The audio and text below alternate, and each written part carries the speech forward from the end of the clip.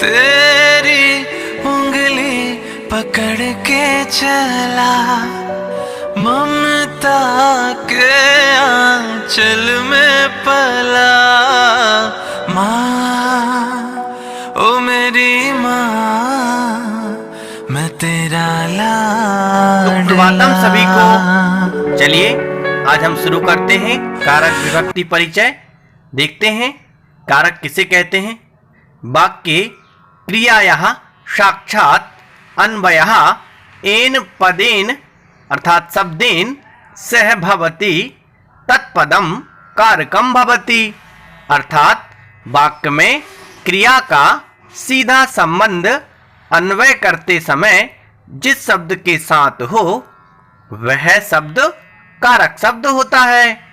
कारकाणाम अर्थम प्रकटितुम येषां प्रत्ययानां संयोजनं शब्दैः सह भवति ते प्रत्ययाः कारक विभक्तयः भवन्ति।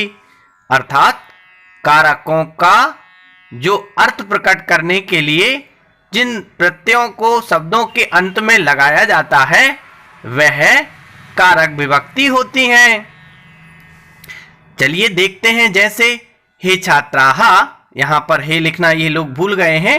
हे छात्राः, दशरथस्य सुतः रामः दंडकारण्यात् लंकां गत्वा युद्धे रावणं बाणेन हत्वा विभीषणाय लंका राज्यम अयच्छत्।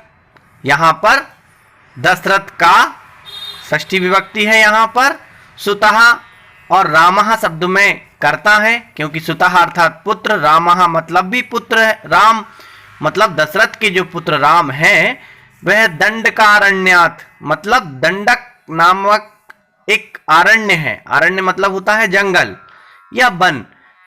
वन से पंचमी विभक्ति है। यहाँ दंडकात कारणात लिखा है। दंडकारणात मतलब दंडक अरण्य से लंकाम गत्वा यानी लंका को जाकर, गत्वा यानी जाकर, युद्धे रावणम बाणेन हत्वा युद्ध में रावण को बाण से मारकर, विभीषणाय अर्थात विभीषण के लिए, लंका राज्यम अर्थात लंका राज्य को, अयच्छत मतलब विभीषण के लिए लंका राज्य दे दिया। अयच्छत मतलब दे दिया।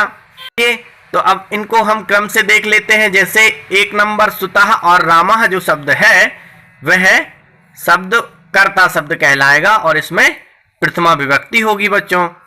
सेकंड देखते हैं नंबर 3 जिस पे लिखा हुआ है लंकाम, और 4 देखते हैं जिसमें लिखा है रावणम, और 5 देखते हैं जिस पे लिखा हुआ है लंका राज्यम। तो इन तीनों शब्दों में कर्म कारक होगा बच्चों, और कर्म कारक में हमेशा द्वितीय विभक्ति का प्रयोग होता है। ठीक इसी प्रकार नंबर 6 देखिए, जहां लिखा है बाणेन। इस बाणेन शब्द में कर्णम कारक होगा और तृतीय विभक्ति होगी। बाणेन अर्थात होता है बाण से या के द्वारा, बाण के द्वारा या बाण से। ठीक है। नंबर 7 देखिए विभीषणाय।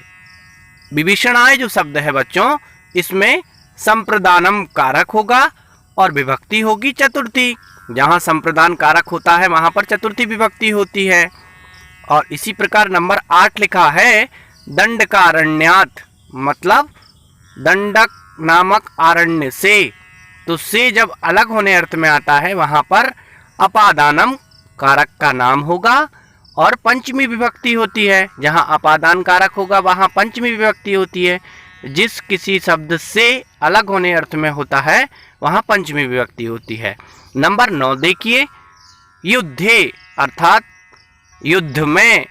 तो युद्ध में जो शब्द है इस शब्द में अधिकरणम कारक हो जाएगा और विभक्ति कौन सी होगी जल्दी बोलो, सप्तमी विभक्ति होगी। और इसी प्रकार विशेष देख लेते हैं। विशेष है षष्ठी विभक्ति है अर्थ संबंधः अस्ति, संबंधः संबोधनम च कारकम न भवति। अर्थात षष्ठी विभक्ति अर्थ संबंध में होती है बच्चों, ध्यान रखना इस बात को। और जहाँ संबंध और जो संबोधन करने अर्थ में होता है जैसे हे राम, हे मोहन, हे बालक, इत्यादि शब्दों में भी संबोधन होगा।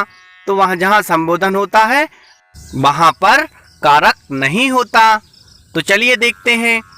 इसी तरह दशरथस्य 10 नंबर लिखा है ना, हे छात्राः इति पदयोः साक्षात् अन्वयः क्रियायाः अयच्छत्। जहाँ 12 नंबर लिखा हुआ है इतनेन पदेन सह नास्ति, मतलब दशरथ का और हे छात्रों इन दोनों शब्दों का सीधा संबंध अयच्छत शब्द से नहीं है, क्योंकि अयच्छत मतलब देना। तो किसने दिया? राम ने दिया, तो दशरथ ने तो नहीं दिया। तो सीधा संबंध किससे हुआ? राम से। इसलिए यहाँ पर कारक नहीं होगा। अतः संस्कृते एते पदे कारके न भवतः, अर्थात इसलिए संस्कृत में यह पद कारक नहीं होते। तो कारक कितने होते हैं आपको मालूम चल गया अब, ठीक है। और किस कारक में कौन सी विभक्ति होती है यह भी आपको मालूम चल गया। चलिए हम सेकंड वीडियो अगर भेजते हैं आपको। अगर अच्छी लगे तो लाइक करना आप, और समझ में आए तो सब्सक्राइब कर लेना। आशा करता हूँ बच्चों आप सभी को समझ में आया होगा, और नहीं आया तो एक बार दोबारा रिपीट करके देख लें और जल्दी से सब्सक्राइब कर लें जो नए बच्चे हैं, और आइकन का बटन दबा दें जिससे कि हर एक वीडियो आप तक पहुंचती रहे। और अपने हाथ जरूर जरूर जरूर जरूर जरूर धुलना है आप सभी को, और मास्क जरूर पहनना है बच्चों। तब तक के लिए जय हिंद, जय भारत। सुरक्षित रहिए, अपना ख्याल रखिए, अपने माता पिता का ख्याल रखिए। जय हिंद।